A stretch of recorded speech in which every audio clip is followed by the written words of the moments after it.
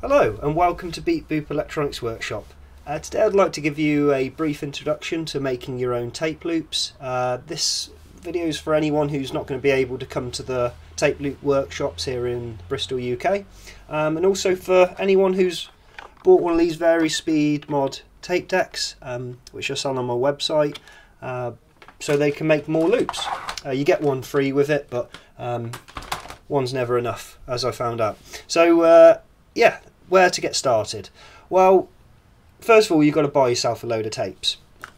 Go on eBay and you'll be able to find lots of old collections of tapes. I kind of like to buy the ones that have already been pre-recorded onto, because you always end up with Alana Morissette, which is kind of funny. I've got a whole collection of Alana Morissette, and you know, you don't know what you're going to get, so it's kind of like music concrete in that it's found sound. So the latest batch of tape I bought, I just got loads and loads of classical recordings and things dubbed from Radio 4 as well. And what was very sweet was inside the cassette tape case, there was even little clippings of Radio 4 radio times in there about what was recorded on there. So yeah, you never know what you're going to get, but just be a little bit careful when ordering. What you really don't want is ones like this, which were mixed in with the big job lot I bought, which don't have screws at all. So what you're looking for is something like this. Please don't everyone go after these are my favourite. Nothing to do with biasing or record or replay quality, merely for the very shallow reason that they got little orange bits on, so it matches all my modules. But anyway, so now we've got our tape down here. I'm actually gonna, yeah, why not? It's a bit of a shame to break up the best of Strauss, but I'll make a loop from it. So when you've got your tape to start off with, I recommend winding it back to the beginning.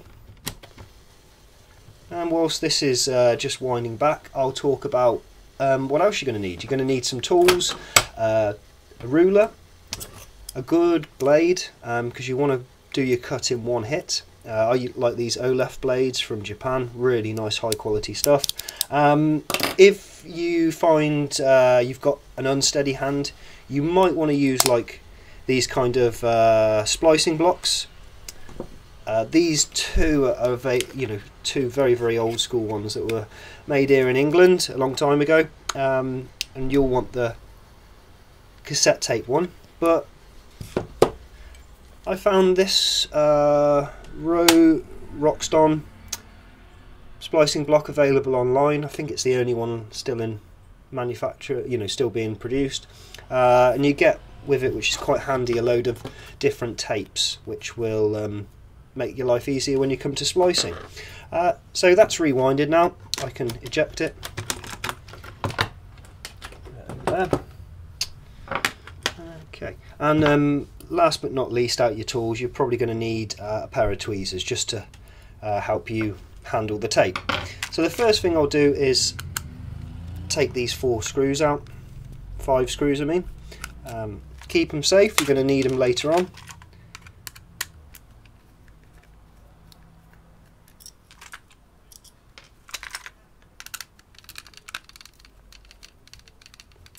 Yeah, I really enjoy making tape loops, and I hope you guys do too.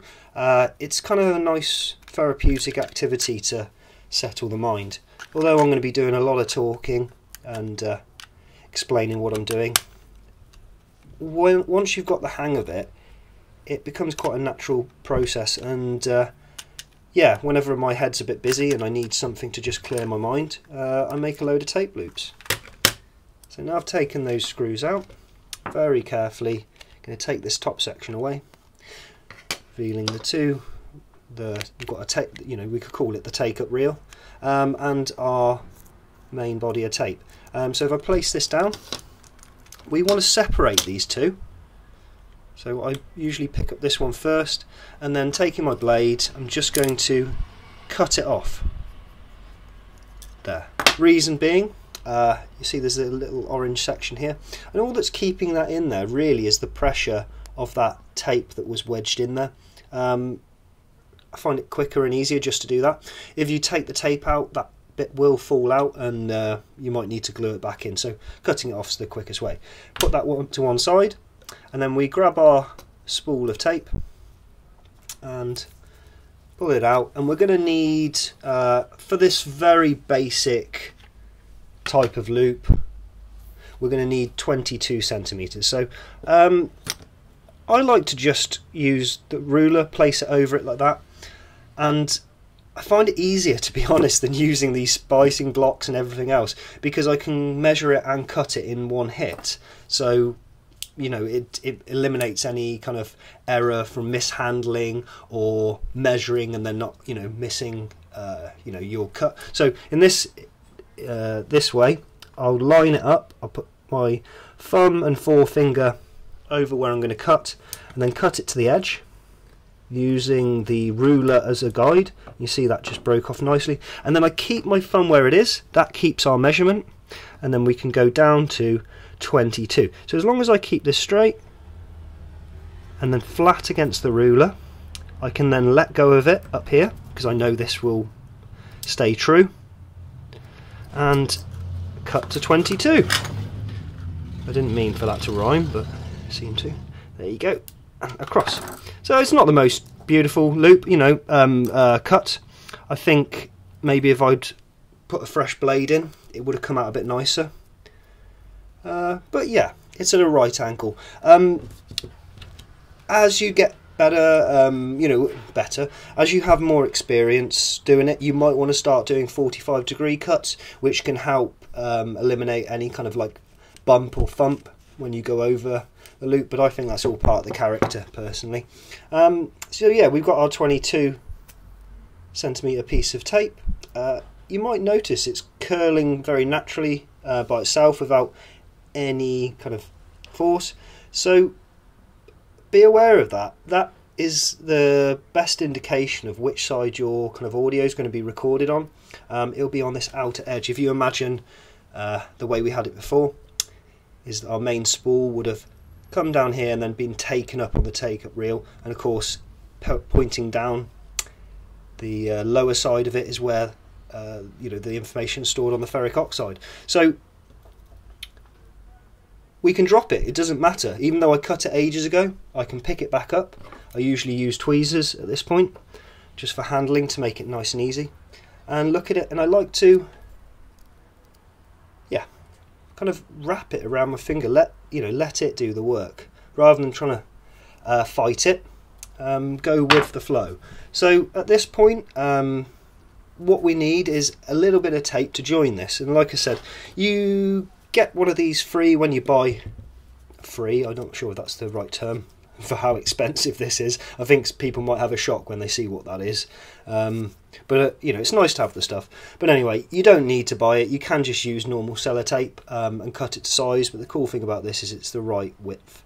So if I drop that again, just to show you that you will be able to work it out just from that curvature. And I find the edge, and I'm going to cut about ½ centimetre off, and then using the blade pry up that little bit. And I now know, rather than, oh, I was right off camera there, sorry, but yeah, I've just cut that, and then as it's on the blade I can see which side the adhesive's on. So now I pick up my tape again, and then you see that natural curvature, fold it over your finger and holding these, and then watch this. If I fold this over, you can imagine, you can see how easy that's going to be resting on my fingers to just join them. So to get them joined, we're going to first put this bit of tape on. I might just remove this around, so move this around so it's a bit easier to handle, or it might even be better just with the tweezers. And then I can come from the underside. I'm going to get a bit shaky now, but that is the way it is. That is the irony of stuff. The harder we try, the harder it becomes. So yeah, have as little as possible, and then steady. See how I'm steadying my right hand on my left, and then they can't shake. and then underneath, and then I press down with my thumb there. Boom. Okay, so that gets us ready to now grab the tape, and although it's, you know, all over the place, sometimes they really do twist. The more you handle them, the more they'll start to twist and become a problem. So if I grab this, straighten it out with the tweezers, and then I'm going to loop round and stick it. Again, using my thumb and forefinger. Boom, and it's done. And just to test it, this isn't, I mean, in all honesty, it's not the straightest, but that just comes with time and practice. Obviously I'm on camera now, so I'm going to be a little bit shaky, but yeah, we've got our loop. Lovely. And just to hold it, you know, you could very gently place it, but I quite like, just go off, I quite like these for just, you know, I'll make loads of them in one go and just have them all resting on here or something like that. But yeah, next stage is we're going to drop our wheel, our center kind of spindle wheel, or whatever you want to call it, in there. Take our tweezers and start off. This will probably depend on whether you're left-handed or right-handed. I'm not sure what I am, actually, to be honest. I write with my right hand, but I do a lot of things with my left hand. You know, I find it, I don't know. It all depends on the task. But if you're right-handed and you're holding it, you'll want to start with in the left-hand corner, and vice versa. So now I've got it just around this first little wheel. To stop it from going anywhere, I like to use a bit of tape, or even just put my finger. You see it's going between these two pieces here, not on the outside. You can do that to take up the slack if you make your loop too long, but I'm pretty sure this is going to be bang on. So you'll see what I can do to stop it coming out is just put my finger over that. Yep. And now what I'm going to do is feed the tape through the mechanism. I'm just going to make sure this is on camera. It's a little bit difficult. I'm sorry I can't get the camera closer right now, but just the way it is. And I'm going to feed the tape along this bottom section through the small gap, so to where there's a bit of felt, which helps the tape head maintain a good contact on the tape. And now I'm through this section here. I'm going to put a blade over here, or you could just hold it down there, but you get to the point as you get further around, you can't hold it all by hand, so you'll see why I start using a blade. Maybe I'll put the blade here where we were before, and now I can just, with my left hand, I'll stop this from jumping back out.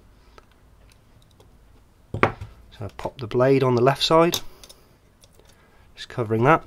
Use my left hand to stop it from jumping out, and feed it around this last wheel, and that looks good. Now you might have noticed I didn't have this center wheel for the whole kind of process where it will finish up.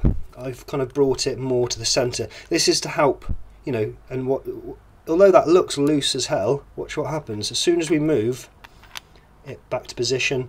This is now correct. So it might look a bit loose there, but as soon as that's, yeah, there we are. So we've got a loop. Fantastic.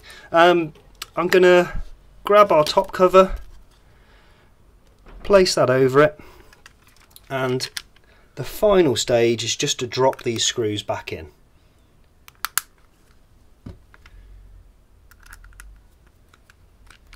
I'm actually going to swap to, I love this this old boy. It's an old Stanley made in England, but it sadly is a bit worn down. So if I grab something with a newer head on, you'll see these just go back in better.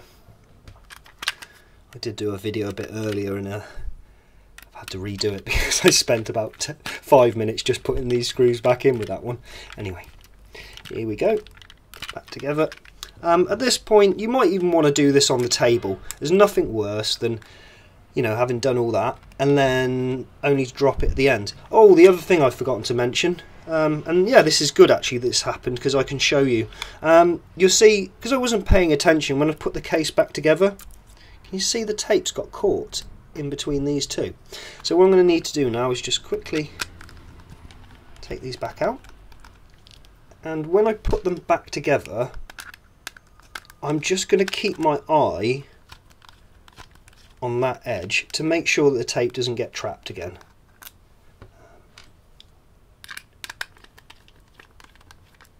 Whoops. It's alright, find it. So you see we've got a bit of a mess down here. If I take this off and now approach it a bit more like this to be sure that the tape doesn't get caught. There we go, lovely. And you see now, if I even put my finger in there, you know, it's kind of moving. Yep, that's great. So when you're buying your tapes, I recommend not going over really £1 of tape. They shouldn't cost more than that. And yeah, there's different types. You know, I recommend learning a little bit about your player, your tape player, and the different types of tape, because you'll find that you really can improve the recording quality and playback quality by getting the settings right. With some of the, you know, premium tape players and recorders, you'll see things like a chromium option, but I'm not going to go into all of that now. That's a whole nother thing. But for making tape loops, I would recommend just buying standard tapes. These what was it, IEC 1, you know, they're fine. Yeah, so got that all screwed back together. I think one went wayward, but we'll get away with it. And then if I grab my tape looper, I'm going to chuck this in here, and hopefully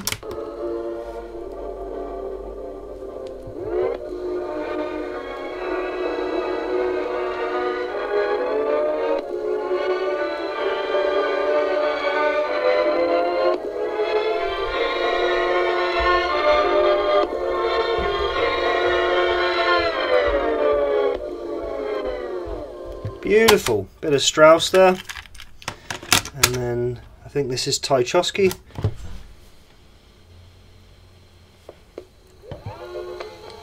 Oh.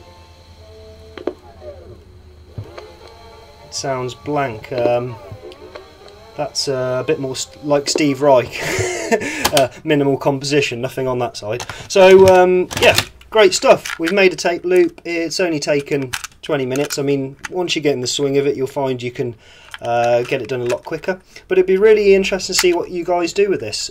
Please make a few videos and yeah, show me what you come up with. My favourite thing is to just use the found sounds and then keep them. Some of them become quite special, and you know, I don't know if you know about this, but you can stop the loop being recorded over by breaking these tabs. If you find that you've made a loop and you can't record onto it, just put a bit of tape over here. But yeah, I'd love to go into more depth about kind of using the loops and recording with this, but that's for another video. But thanks for watching, and if you have any comments, just leave them below. Cheers now. Bye.